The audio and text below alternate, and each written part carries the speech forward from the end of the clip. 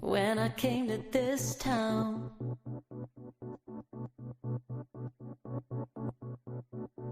There was nothing that was holding me back.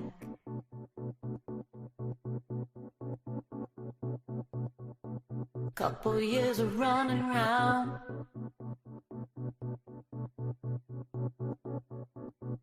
you start to question your convictions. Long car, jet black, fast loving, that's a fact. Mind those words that you say.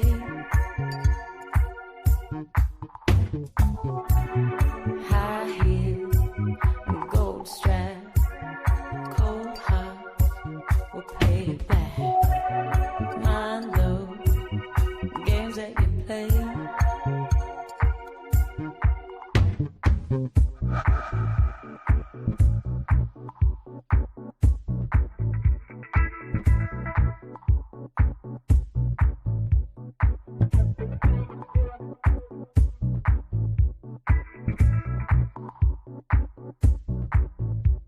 Back then you were a friend of mine.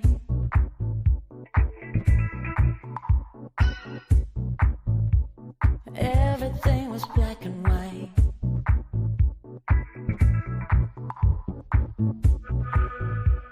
The city life has changed your mind.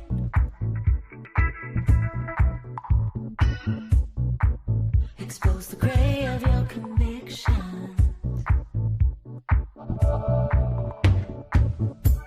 Long car, jet black, hard loving, break your back. Mind those words that you say.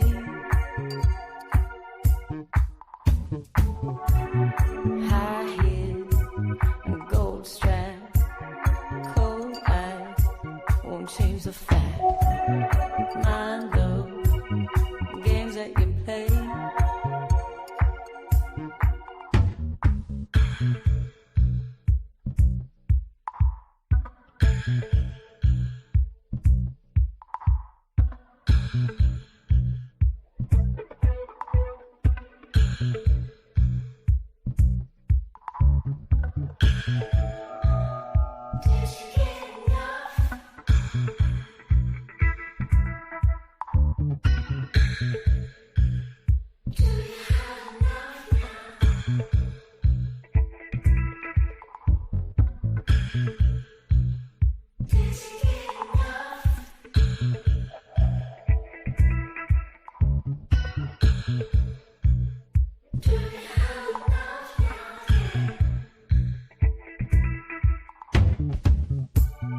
Long car, jet black, fast loving, that's a fact. Mind those words that you say.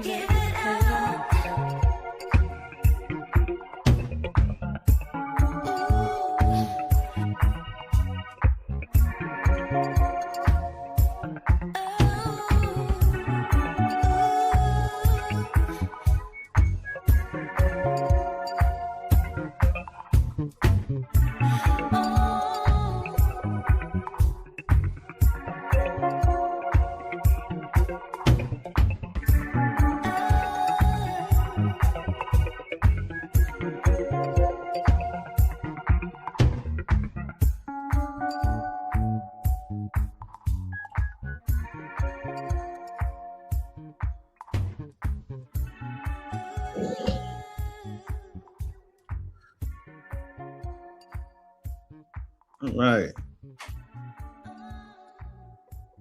All right. From a smoke filled room.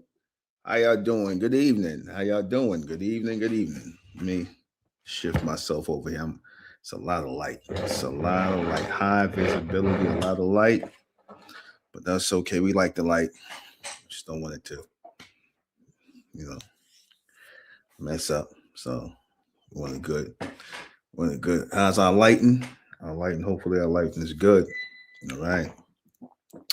All right. All right. All right. We are here. We are here. We are here. Once again, we are going to be discussing something very heavy tonight. Let me cut down this over here. All right.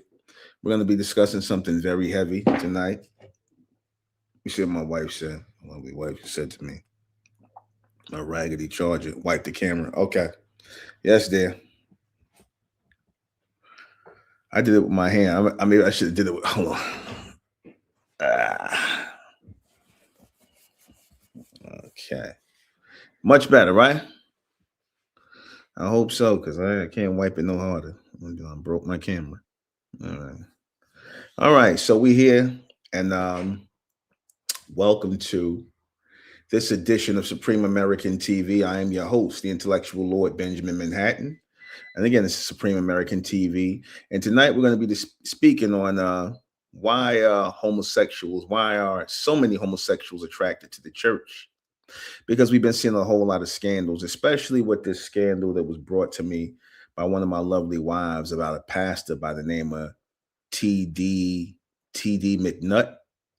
TD McNutt. I kid you not, that's this guy's name. He's a so-called man of God. He's a so-called man of God. And it appears, from a lot of the videos he made that he has a penchant for you know, young boys, allegedly, but according to what I'm seeing in the video and what the videos is looking like and what people saying. And some of the videos I viewed myself, and they were pretty disgusting, pretty graphic looking, and I'm just like, wow, this is what the church done come down to. But before we get off into this, before we start anything, in the name of Lord, I'm in the supreme, the all powerful, the one and only true living force. And Lord, Amen, we trust. And Lord, Amen, we thank it. And Lord, Amen, we continue forward forever. How y'all like my new Oxnett shirt? This Oxnett shirt is nice, right? Just got this in the mail. It's fly.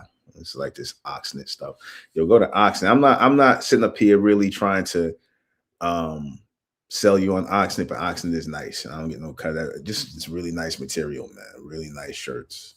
Oxnett. Anyway, so yeah. So we have this I'm wondering, like, these names and all these, I've been seeing all these documentaries on YouTube about these pastors.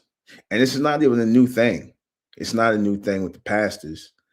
This is something that's been going back into the church days, the old church days, and going back to the 30s, the 40s, even back, um, when they got off into, they made a kind of a change. The old school people in the church, they never would have been for what the new school people are for today, and what that change was. That change into the God happened because a lot of the stuff that take place in the church, when they talk about all of the sexual perversions that take place in the church, um, you know, that didn't really start until like the 30s and the 40s. I have to say that roughly. The old people back before then, they wasn't doing all that stuff. They wasn't fornicating and doing stuff like that. I mean, they wasn't getting off into all kinds of freak stuff. It seemed like when the gospel circuit and the Baptist church started to get more of a more of a bigger following and more money started flowing in. You know how that saying go, when money starts flowing in and things like that, people tend to get corrupt. And that just seems like that's what happened with the church, because it was a time, like I said, well, a lot of the churches, they were about praising the Lord, and it really wasn't that much talk about God and Jesus. That actually came later. It was more about praising the Lord. not God and Jesus, but the Lord. And I broke down that the Lord and God are two totally different, you know, constructs. The Lord and God are two totally different constructs. I broke that down, and I went on to say that, you know, the people who follow God, right, in the Bible, they're much different than the people that follow the Lord. I said this before. The people of God are much more. Um, they're different than the people that follow the Lord. Like the people in the churches and whatnot. Like you notice in a lot of the black churches now, you see, which again you had that all the time. Gay men in the church. You always had that undercurrent of gay men, in the churches. Like you started really hearing about stuff like that in the 30s and the 40s. Like I said, with the growth of the Baptist church, but where the origins of homosexuality, PDF philia, where does the origins that go? That go back to the Catholic Church. That go back to the Catholic Church. You know, um, homosexuality, pedophilia, and all that other stuff. That goes back to the church and the Catholic priests and the young boys. Everybody done heard the story, so I'm not saying anything that's off color. It's the truth. You know, the Christian church, for some strange reason, the Christian church and all of the offshoots of the Christian church, which all start from the Catholic Church, they all have this strange. They have this very strange view of heterosexuality. In other words, men and women being sexual, they have a very strange and odd view of that. In the Catholic Church, they tell you the priest is not supposed to have a wife. He's supposed to take a vow of celibacy, and it's usually those kind of priests that are claiming to take that vow of celibacy that end up doing things with young boys, who supposedly take that vow of celibacy. It's like they have it's like they almost have a disdain for heterosexual relationships, and they would rather pursue undercover homosexual relationships. And that carries over into the black church because, again, a lot of people, again, are drawn to the Christian church, to the church in general. They're drawn to it because the church has a forgiving type of a forgiving type of energy to it. A whereas the church, it gives more of a pass to that type of energy. Like, for example, when they say God love a sinner, you're talking about how their God, Jesus, embraces sinners. So if their God Jesus is taught that their God Jesus embraces sinners rather than punishes sinners, then what is a sinner going to do? What is a person who is committing that sexual sin, which is what it would be deemed as a sexual sin, because heterosexual men and women together, that's natural sex. And I know people are going to get angry for me saying that, but I don't really care. Heterosexual sex is natural sex. Anything outside of that is unnatural. Okay. And that's not my opinion. That's the reality. It's on anything else outside of that is unnatural. But people are going to do what they want to do anyway. Am I here to tell people not to do that? No, I'm not going to tell you not to do what you're going to do anyway. But just have an understanding that it is unnatural. The only natural thing is two men and a man and a woman together. The only thing that's natural is a man and a woman together. That's it. So anything outside of that is accepting something else totally different. Because the Lord put man and woman together. I'm going to say it again. The Lord, the true Lord, put man and woman together. Now, God, the God of this world that people create in their minds to follow, their God in their mind told them that it's okay for men to be with men, for women to be with women. Do you understand what I'm saying to y'all? Do you understand what I am saying? I'm saying that the Lord, meaning the law and the order, from the Most High, the natural law and order dictates that a man and a woman lay together. A man and a woman lay together. I'm going to say it again. It dictates that a man and a woman lay together, not nothing else. Anything else is the creation or the imagination of the people that worship God. The people that worship God or create gods in their own head think it's okay for that type of activity outside of heterosexuality.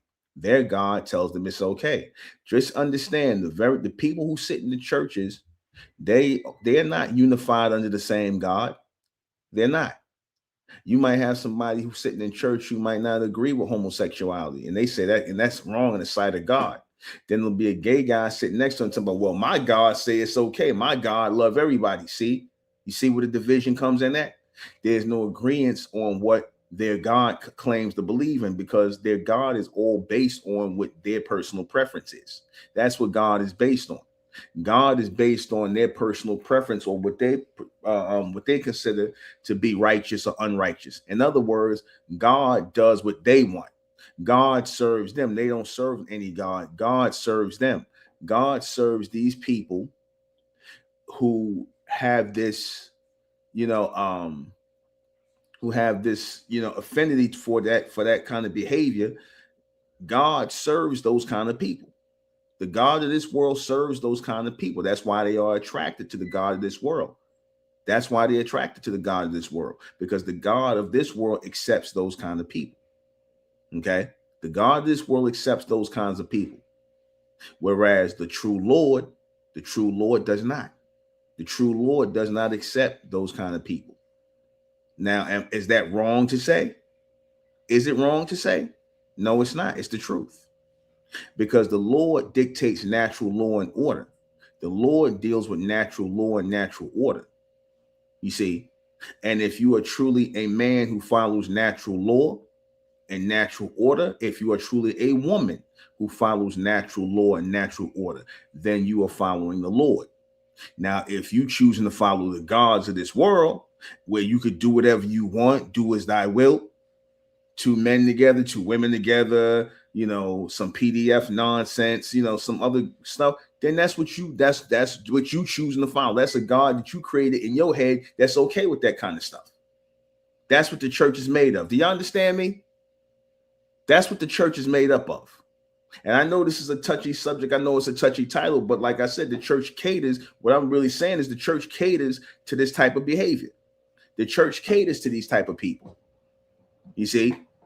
The church not going to say they're doing nothing wrong, because in the sight of the church, they're not wrong. Because if you can have a guy that's up there that's like a pastor, T.D. McNutt, and he's able to, like, this dude got name is McNutt. I mean, I couldn't make this up if I tried. Pastor McNutt, and he messing with it. He got a little boy on camera, young boy with some bikini briefs on with leopard skin prints on them. And the boy mother's in the video pulling the briefs out of the boy's behind, and Pastor McNutt smacking him on the side of his behind. And I'm like, what the hell, man? What is this? What is this I'm watching?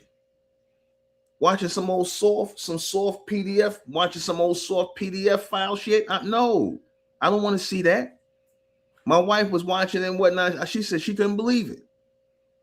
And I'm like, man, listen, man. See, this is what I'm talking about. These are the children of God. These are the children of God today. The children of God are degenerates. The children of God, the people in the church, they're degenerates now. They're degenerates. You see, there was a time where the elders, they honored the Lord. They honored the Lord. The elders honored the Lord, man. And when I say the elders honored the Lord, that means they honored law and order. The Lord is another way of saying law and order. The elders honored the Lord. You see, the elders honored the Lord and praised the Lord, aka law and order. Then sometime around the 40s and 50s, Jesus came in and God came in and all that,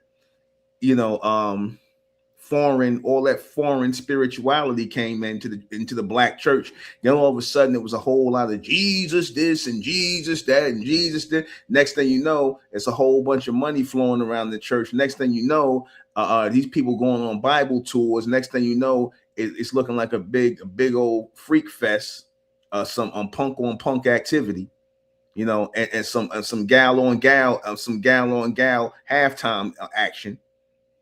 You see stuff like that.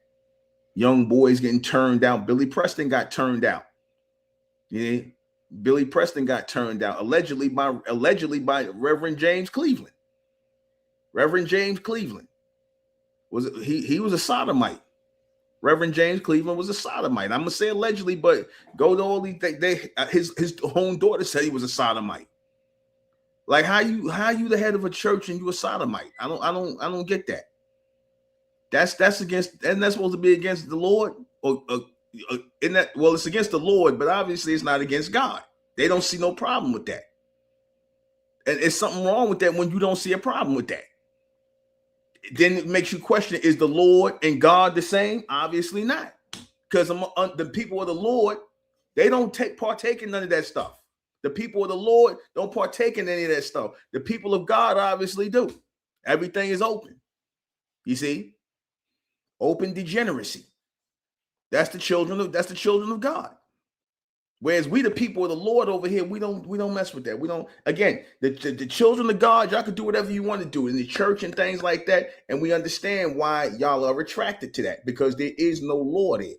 There's no law in the church. There's no law in the church, and there is no judgment in the church. Tell me I'm wrong. There's no law in the church. There's no judgment in the church. None.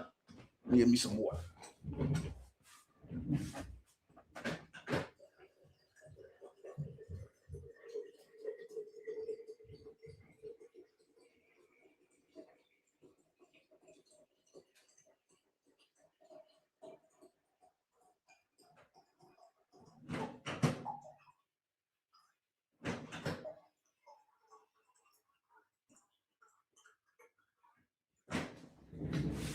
Now, am I condemning?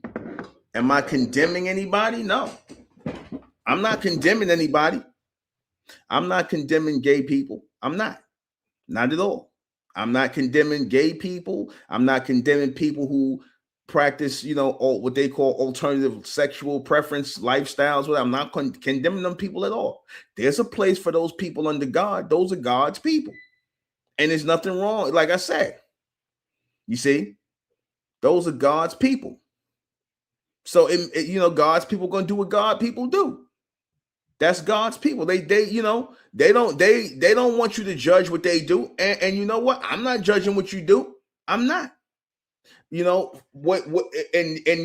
y'all do is right in your mind. You see, I can't make my mind your mind. I know in my right state of mind, that's wrong. You know what I'm saying? But in your mind, your state of mind, that's right. Because you follow God. So when you follow God, it's whatever you want to do. It's no law to that. That's why you can eat pork.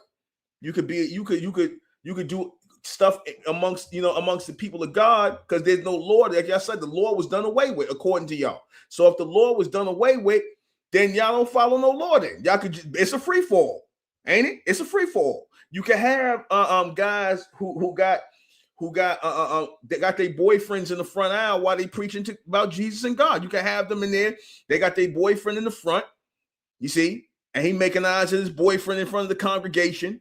Or you can have, a bunch of swole dudes, walking around like Eddie Long, them allegations on him, and that activity he was into with them young boys who outed him. You see, and I don't want to get started on TD Jakes. You see, and the allegations about him allegedly. You see, so I mean, how much more you got to see of this to see that this is a pattern? You see,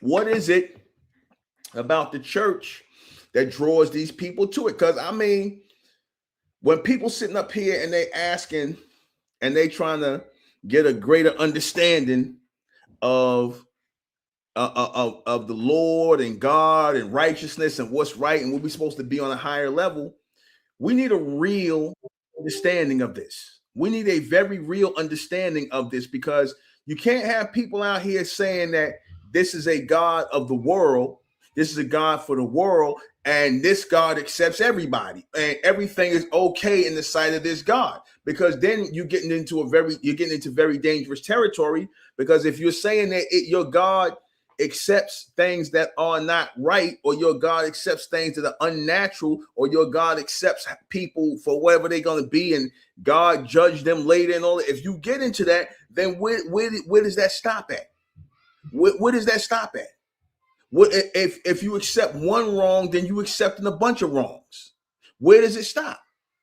Where does it stop where you're starting to say, hey, you know what? We can't say, God love everybody, God forgive everybody. Then that means there's no more judgment. And if there's no more judgment, then that means people just doing whatever the hell they want to do. People taking children and harming children and assaulting them physically, hurting children, and saying it's okay because they can be forgiven. Like that black pastor, when that lady ran down on that guy in Walmart parking lot. He was a pastor by this time, but he had touched this young woman and she never got over. He's essayed her, man. He essayed her.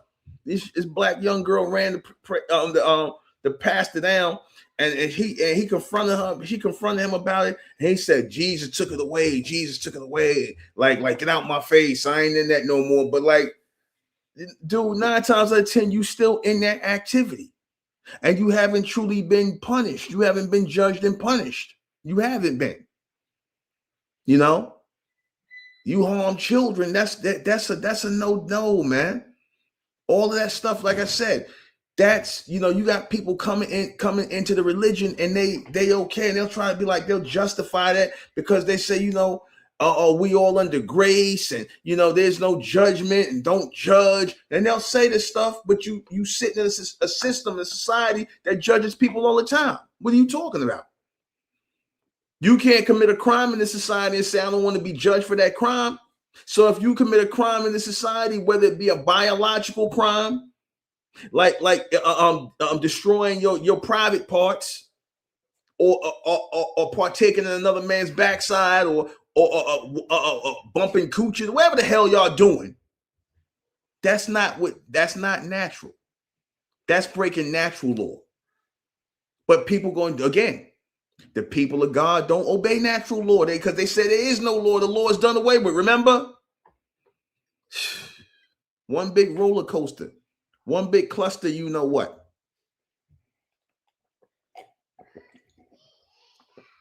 So these people seem to never be in conflict with the beliefs that they have. They never seem to be in conflict, but the conflict is just in natural law and natural order, logic.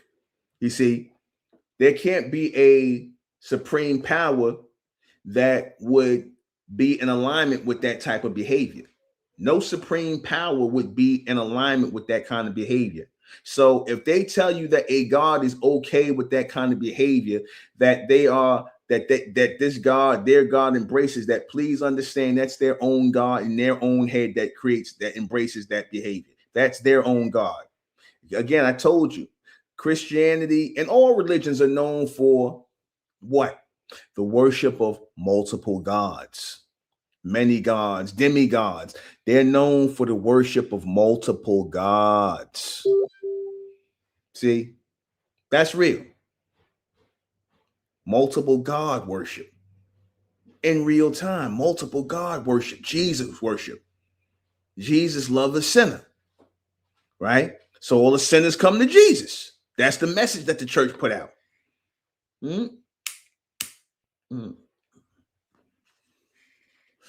here's the thing.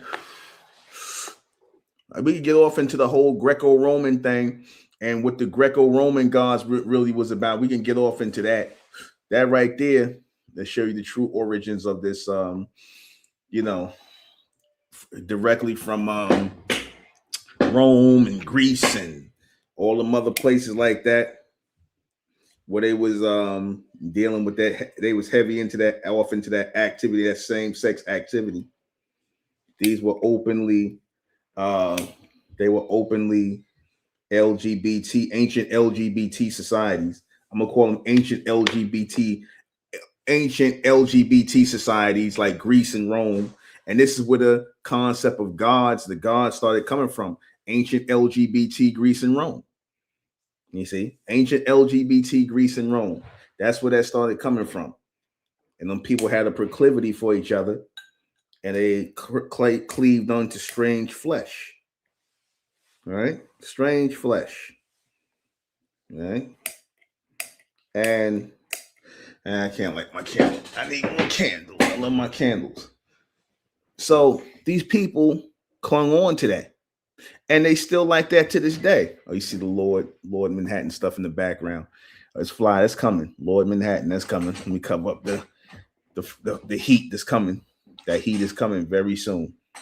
Full-fledged clothing line. But anyway, so yeah, they've been attracted to the whole idea of Jesus and God, and a space where they could come where there's no judgment, a judgment-free zone. A judgment-free zone. They want a judgment-free zone that they can come into where nobody's going to ostracize them for being into that activity. Nobody's going to judge them. Nobody's going to put them down. Hell, they can get a place right in the choir. They can get a place in the choir, right? And their flaming antics can be celebrated as a anointing of Christ. They flaming antics all over the place. Everybody just going to ignore that these dudes is on fire, right? Flaming queens all over the place. But hey, man, those are they're all God's children.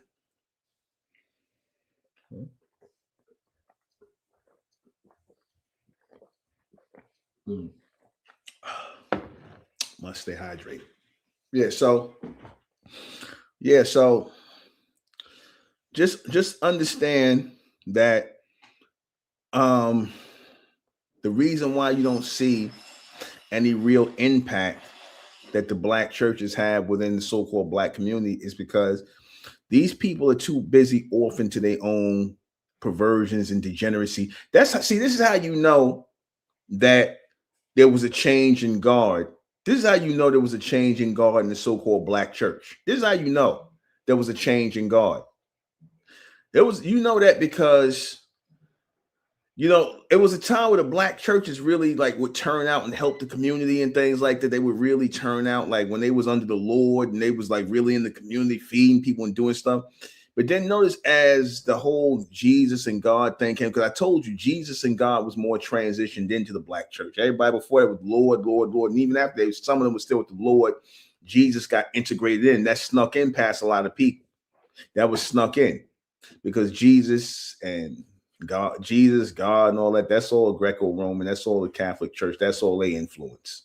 You see? And yeah, that's also true too. The church got a heavy female energy on it. Yeah, that's true. That's true. And that's the first place that black females are indoctrinated with the worship of white men. You do know that, right? The Christian church is the first place where black women are indoctrinated with the worship of white men. Why? Because the very God that they're praying to, the very Jesus that they're praying to, is a white man. Tell me I'm wrong. Does that not make sense? Does that not make sense?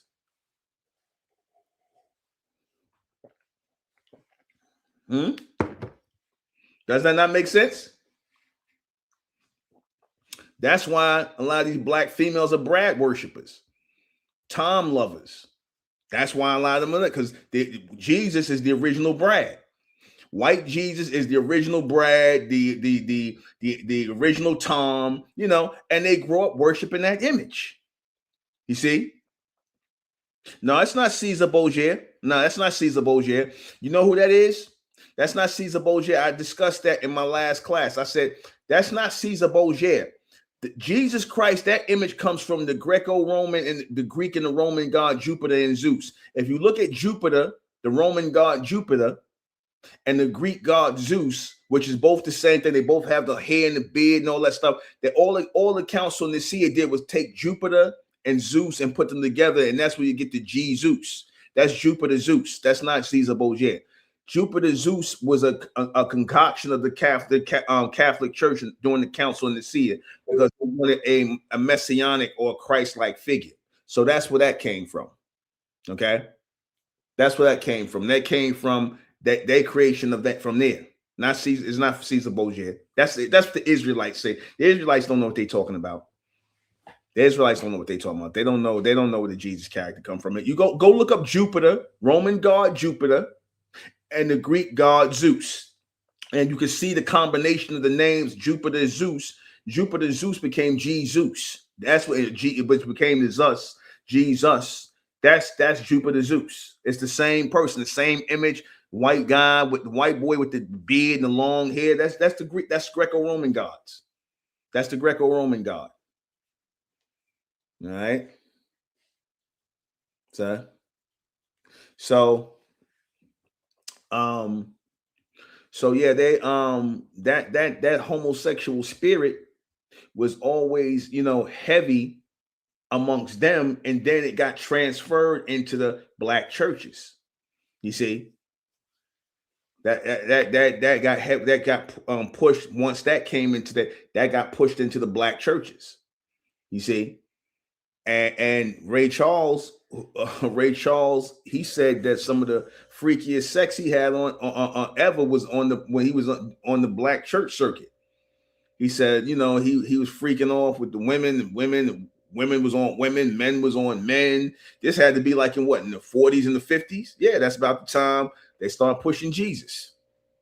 You see, that's about the same time. Yeah, that's about the same time they started pushing that.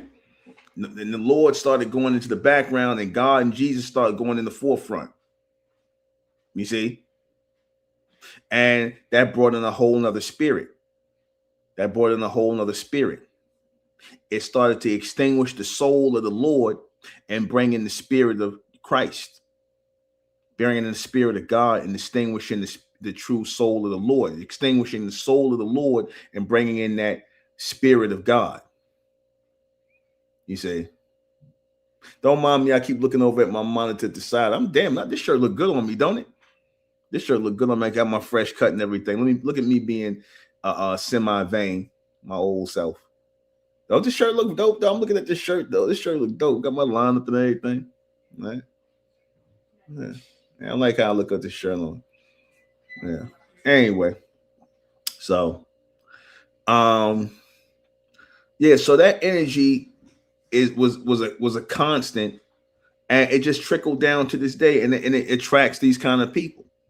It attracts these kind of people. You see, and now, because back in the day, a lot of the men who it would usually be the thing to see women in the church. You didn't really see the men; you would see the women in the church.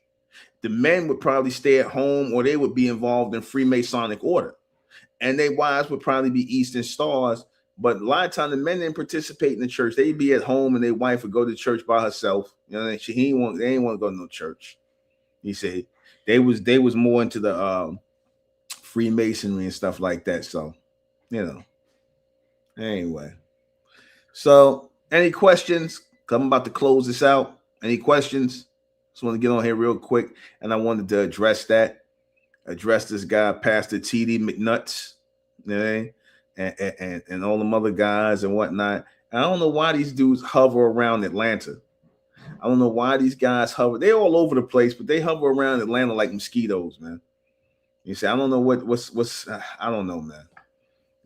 I don't know. That's, I think it has a lot to do with the fact that a lot of these black HBCUs was clicked up with them fraternities, and they was, freaking off on some more punk on punk activity. I don't know. I'm just allegedly. I don't know. That's a conspiracy. I'm just, sharing a thought. But yeah, that's it, man.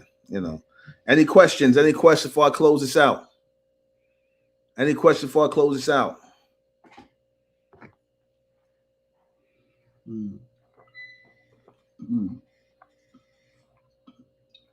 All right. Any questions before we close it out? All right. Well, let me say that thank you all for joining me. Those of you join me, those who are going to see this later. Thanks for sitting and listening. And don't be offended by anything I'm saying. I'm just sharing some thoughts here. You know, I'm not downing nobody. Y'all do what you want to do, because at the end of the day, you're going to do what you want to do any damn way, right? You said, what's the other channel you got? Oh, the other channel I got is the Realist channel. The Realist channel, under Buck Manhattan. That's my name, Buck Manhattan. You know, Benjamin Manhattan, but Buck, everybody knows he's Buck. You know what I'm saying? Buck Manhattan, that's my everyday name. So Buck Manhattan over there.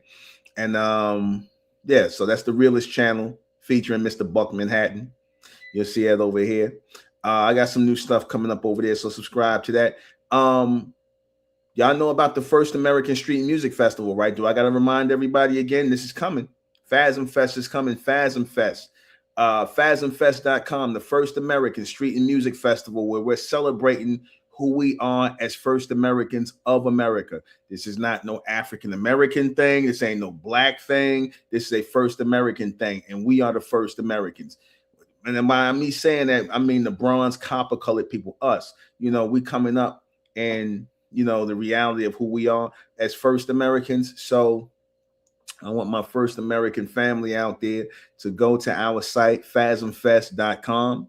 FASMFest.com. Go to our site, FASMFest.com. Visit, become a sponsor, donate. We need money. We need help. This thing is expensive, man. We the only ones out here, our community, Republic of America Worldwide, which is sponsoring and putting on this event as the First American Street Music Festival for all of our family out there, all of our First American family out there who are waking up to who we are as First Americans of America, the real indigenous people of America. We doing the festival to celebrate that. Those people are people out there who are rejecting that whole black and African American thing, as we should be at this point in time, and waking up to the reality of who we are as First Americans of America and America only. This celebration is for us, man. This celebration is for us. I'm tired of hearing about African street festivals and black this. I don't want to hear no more of this, man. I don't want any more black nonsense. We ain't got no damn black skin. We are Americans. We should not be sitting up here letting people punk us out of the reality of who we are as First Americans.